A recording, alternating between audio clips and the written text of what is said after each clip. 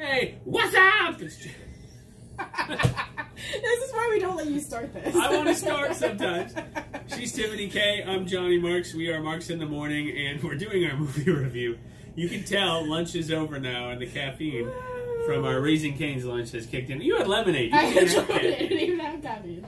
Well, it's kicked in for me. I'm on 2 Coke Zeros now. I'm good. So we do our movie review every Friday on the show. We exchange movies. Usually Monday we talk about it, and then we get our video up as soon as we can and get into a little more detail. Tiff, the movie I gave you, let's start with you. You got Sherlock, the movie with RDJ and Jude Law. Yes. Robert Downey, Iron Man, whatever you want to call him. Yes. What'd you think? See, here's the thing though, we both seen these movies before this week. True classics. So I love the movie personally. I love the comedic relief because between Sherlock Holmes and Watson, yeah, they have good like a chemistry. bromance. It's the early settings of a bromance. It's awesome. Yeah. And I love it, especially like the opening part where they just start bantering after they fight people about you left the stove on and you forgot your pistol or whatever. Yeah. And you're like, that's great. That's the best comedic relief. So I mean I like the comedic relief part of it. The story, I'm a person who's a fan of the books. I don't like that is not really like the book. Not at all. But I do like the supernatural aspect into it. Was it Lord Blackwood? Yeah, Mark Strong's character. Yeah, him coming back from the dead supposedly and everything. I mean, well, it's just spoilers, right? I mean, these are spoilers. You find out that's all trickery. Well, yeah, you find out it's all trickery, but the idea of it is kind of cool with the tricks and stuff. So, in the end, I've seen it before. I like the comedic part of it. Have you never seen the second one? No. I think the story had something to be wanting a little bit more. Yeah, they had to cram a lot in there. Yeah, but, I don't know. Plus, I love RDJ, though. You gotta love I love his dry sarcasm, because that's my type of humor. I do. I love his delivery. Robert Downey's one of the few people that can take bad scripts. Not that this movie had a bad script, but Iron Man is cheesy. It's a superhero movie. Yeah, but it's so funny. And he can make it believable, right? Right. Because he's not your typical mold. All right, so we'll get back to your kernels. Yes, I'll give my kernels at the end, but I gave you National Treasure. Yeah. With Nicolas Cage. And Justin Bartha, I believe is his name. And I don't remember the girl. Kroger, she's German. Diane? No. Diane Kroger, yeah, I think you're right. Kroger. Okay. Great movie. We both knocked it out of the park this week with movies we'd already seen. But hey, that's still, it's the thought that counts. I didn't know she had seen that. You didn't know I had seen National Treasure. So we obviously wanted to make up for it with our A game. Right. National Treasure is a great movie. It's silly and cheesy. It's very PG. It's very safe for kids, families.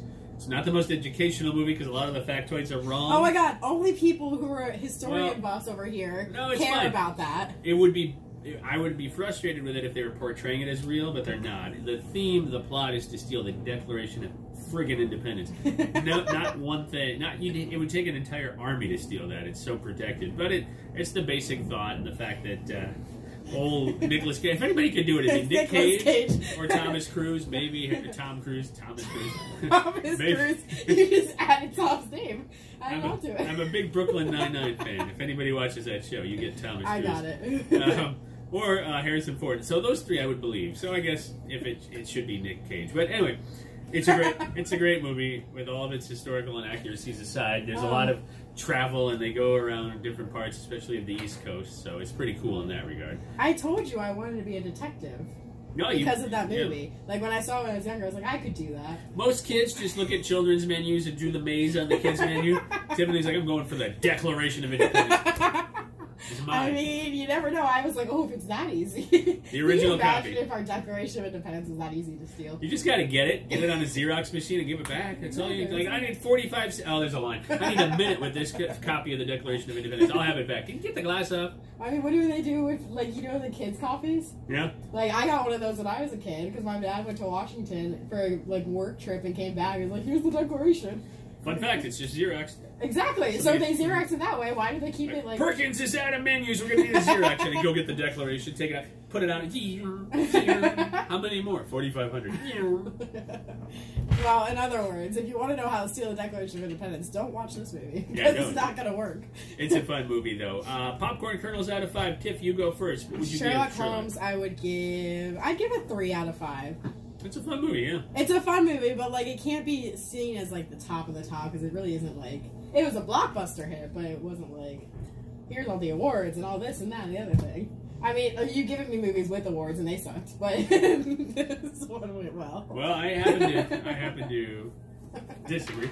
What about you? What popcorn kernels? I love this movie. I'd give it 4 and 4.25. Nice. 4.25 popcorn kernels. I feel bad for that 0.25 of a popcorn kernel. It's probably going to get stuck in your teeth. It's the one you go, grr, grr, grr. But you know what? It's still a great but movie. It's still a good movie. National Treasure 2 and Sherlock 2 this weekend? Yeah, I think that's what we're going to do. You've heard it first if you have watched this video now. Because normally we don't announce it until Friday. No, we don't. We're doing a teaser. So click here to see more videos. If you click up here, you can watch Tiffany doing a makeup video. She's really good. If you click all of these, you won't get anywhere. So. And I think if you click just off screen over here, you'll get all the spoilers for the new Star Wars movie, which doesn't come out until December. I should do a makeup video. We did on me. I know. I should do it again.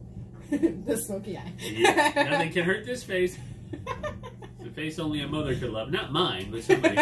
Make sure to check out Marks in the Morning every weekday at 6 a.m.